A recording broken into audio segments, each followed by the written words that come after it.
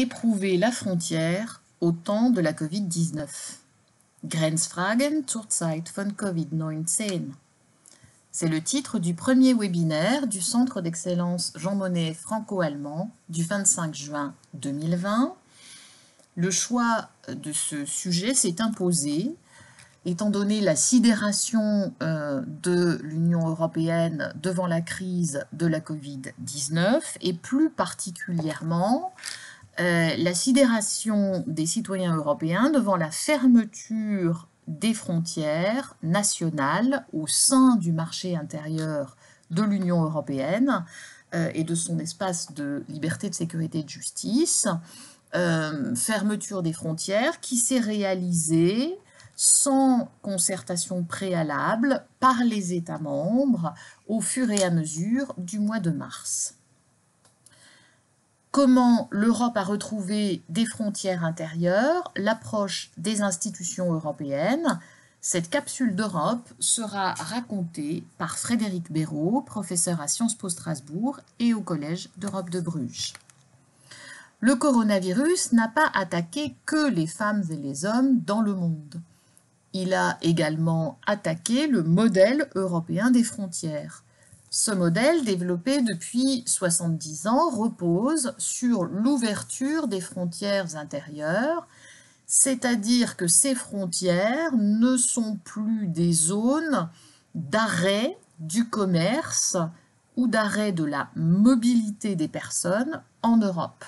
Ce sont des espaces de libre circulation sans contrôle, du moins sans contrôle systématique, puisque les États peuvent maintenir en Europe un certain nombre de contrôles pour protéger leur intérêt général. Ces frontières intérieures, plus précisément, ont été pourtant refermées, ce qui peut paraître paradoxal, puisqu'il s'agit de l'ADN du projet européen. Cette capsule va se concentrer sur l'approche de la Commission européenne à partir de fin février 2020. Cette Commission européenne va prendre conscience de l'ampleur de la pandémie qui est déclarée à cette période par l'Organisation mondiale de la santé. Et la Commission européenne va produire toute une série de textes qui vont servir de boîte à outils pour fermer les frontières, approche que l'on peut aussi appeler, dans le jargon de ce qu'on trouve dans les institutions, l'approche toolkit, pour tenter de coordonner les États membres. Alors, cette approche, elle est un peu à l'image d'Ursula von der Leyen, présidente de la Commission européenne sur cette photo. Elle intervient après que les États membres aient, dans un surprenant et très brusque mouvement, fermé leurs frontières, parfois en une nuit. La Commission européenne se trouve quelque peu embarrassée pour réagir, puisque, cela a été beaucoup dit pendant cette crise, l'Union européenne n'a pas en matière de santé de compétences d'harmonisation, elle a de simples compétences de coordination des politiques nationales. La Commission ne peut donc pas faire le choix d'une approche unifiée, qui aurait pu être le confinement, qui aurait pu être l'immunité collective. En tout cas, c'est un choix que la Commission européenne n'a pas la compétence de faire. Elle va donc passer par des textes non obligatoires du point de vue juridique, une série de communications qui vont lui permettre de donner aux États membres des indications sur la fermeture de la frontière. Alors, cette approche va faire naître tout un vocabulaire des frontières dans la crise de la Covid-19 qui est certainement, du point de vue juridique et pratique, l'une des conséquences les plus visibles de la crise de la Covid-19. Premier constat, la lutte contre la pandémie suppose la frontière et suppose une frontière qui doit être réfléchie comme une frontière sanitaire. La Commission européenne va poser dès le 16 mars 2020 une série de principes pour que cette frontière puisse être utilisée dans la stratégie sanitaire de lutte contre la Covid-19, mais en cohérence avec des mesures nationales. En d'autres termes, pour fermer la frontière, il faut confiner la population intérieure. Sinon, la mesure a toutes les chances d'être disproportionnée et de viser au fond bien autre chose que la lutte contre la pandémie. On peut assez aisément voir dans l'Union européenne qu'une partie de ces fermetures de frontières est faite pour rassurer les opinions publiques. La frontière obéit aussi à une nouvelle configuration. Elle redevient, ce qui n'était pas du tout le modèle européen, une zone d'attente.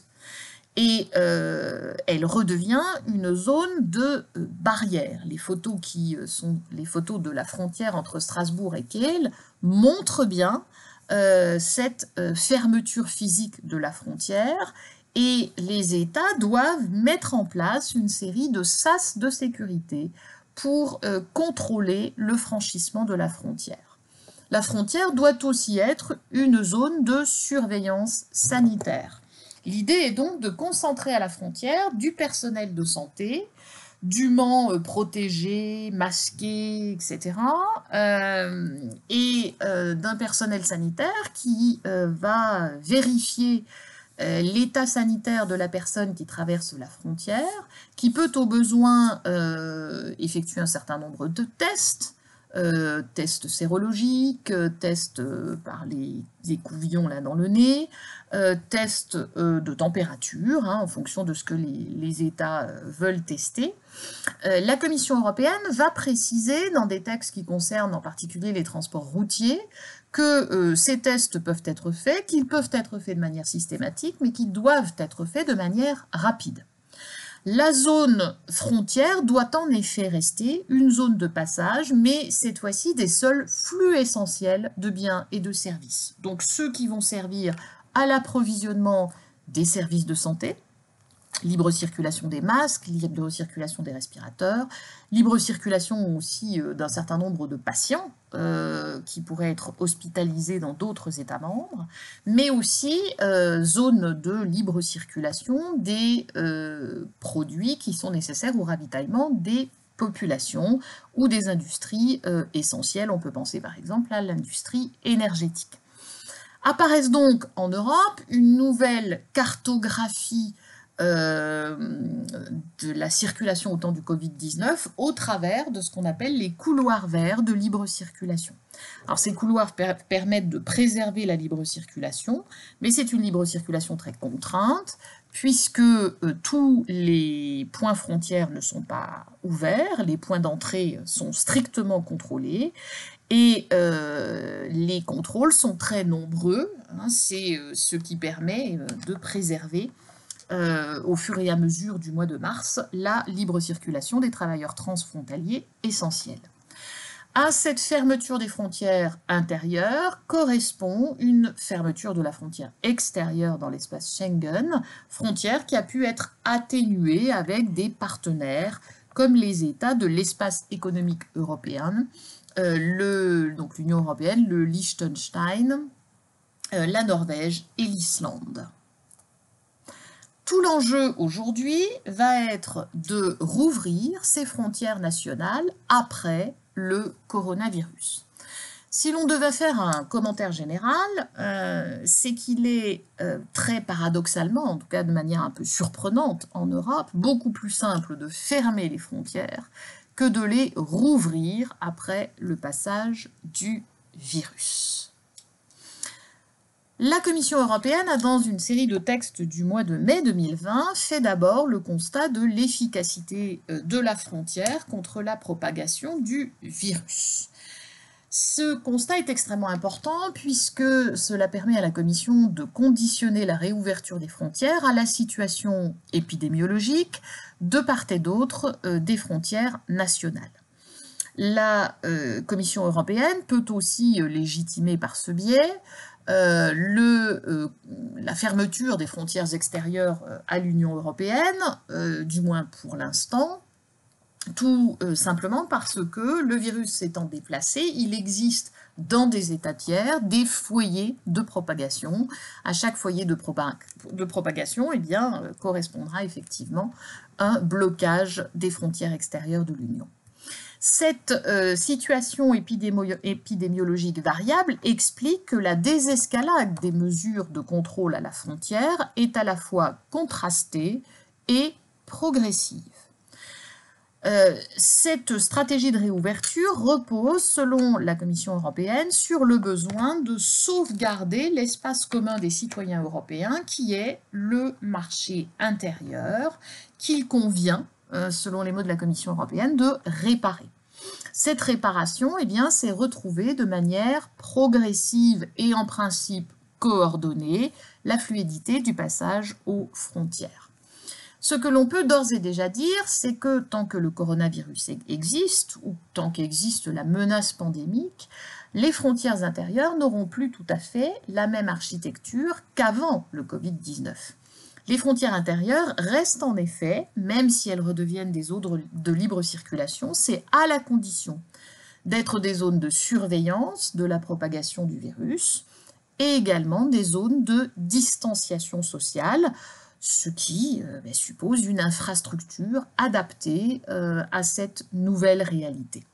La Commission européenne plaide pour une réouverture coordonnée des frontières. Alors, cette coordination, elle est difficile parce qu'on est dans le domaine de la santé et que l'on doit faire le constat, malgré 70 ans d'intégration européenne, on doit faire le constat du manque de confiance des États dans les mesures de santé de l'État voisin. C'est essentiellement aujourd'hui ce qui explique deux phénomènes préoccupants, c'est-à-dire la volonté de certains États de ne pas réouvrir complètement leurs frontières, ou en tout cas de choisir à qui on réouvre les frontières, en particulier pour le tourisme. Et puis, deuxième chose inquiétante, l'invocation dans le discours politique du principe de réciprocité, qui a en principe disparu entre les États membres et qui réapparaît à la faveur du coronavirus. Ce qui apparaît après cette crise, un peu comme ce qui reste sur la plage après le passage de la vague, eh bien, c'est la découverte de nouveaux effets frontières dans l'Union européenne. Cette coopération difficile sur les sujets de santé, mais également le fait que la situation épidémiologique est, il suffit de le voir à l'échelle de la France, extrêmement contrastée d'une région à l'autre, amène à une coopération difficile sur les sujets de santé, mais aussi à la difficulté d'une approche proportionnelle. La Commission européenne et donc, à terme, la Cour de justice seront très exigeante par rapport à cette proportionnalité.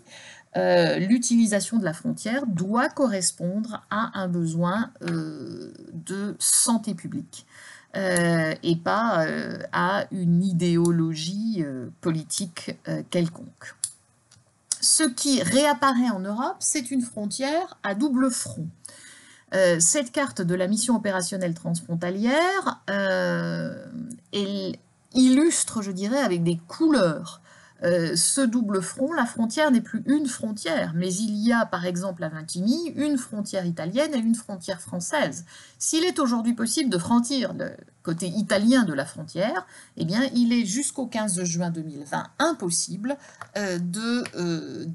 d'atterrir, si je puis dire, sur le territoire français à Vintimille, puisque les deux côtés de la frontière ne sont pas gérés exactement de la même manière. Ce qui est également l'un des enseignements de cette crise, c'est que la frontière retrouve, y compris à l'intérieur du marché intérieur, sa fonction de zone de tri entre les personnes malades et celles qui ne le sont pas.